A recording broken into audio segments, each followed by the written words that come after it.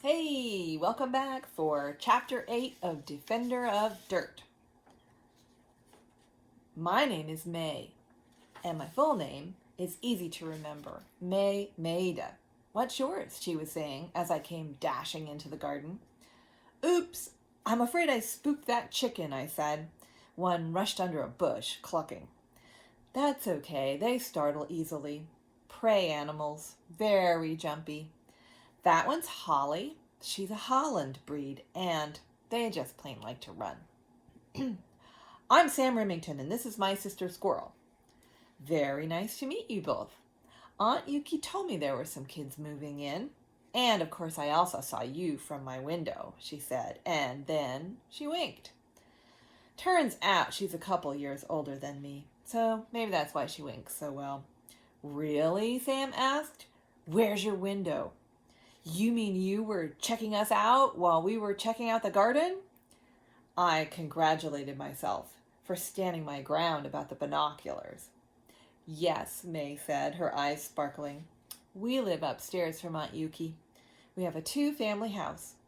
That's my window in the back. She pointed to the two-story house, whose yard joined up with Bill's. Cool. Say, do you have a computer with an internet connection? Sam, I elbowed him. For Petunia's sake, drop it. Okay. So, May, Sam looked around, about these chickens. Do they live in the two-family too? Sheesh. Nosy, eh? No, they have a little coop in our yard, in the back of the Cobb cottage, she said, bending down and reaching her hand out toward one super shiny black chicken. This one is named Summer. She's a Sumatra chicken. Summer just marched right up May's arm and perched near her elbow. Wow, she's so fancy looking, Sam said. And tame, I put in, wishing for the courage to let her sit on me. We hand-raised them from babies, May replied. We can't leave them out too long, though, or they just gobble and scratch everything in sight.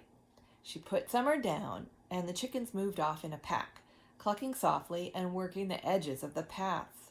They explored under bushes and overhanging plants. I had so many questions I didn't know what to ask first. I didn't want to bombard May, but I suspected Sam would if I held back. He's seriously smart for his age and likes to use lots of big words, but he doesn't have great manners. So, why do you have them? Sam blurted out before I could say another word. Oh, they're friends of ours, May smiled again. In fact, I'd barely seen her without a smile since we first saw her. Quite the contrast with old Sydney and Tessa. How do you mean? Sam fired back.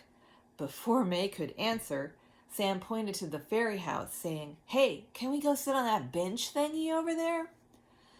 Sorry, May. My brother is just a little, excited about all the new things since we moved, I said. That's okay, I don't mind, she replied. And the chickens don't either. She laughed, looking down at two who were inspecting the eyelets on Sam's shoes. No snacking on the sneakers, Sam cracked.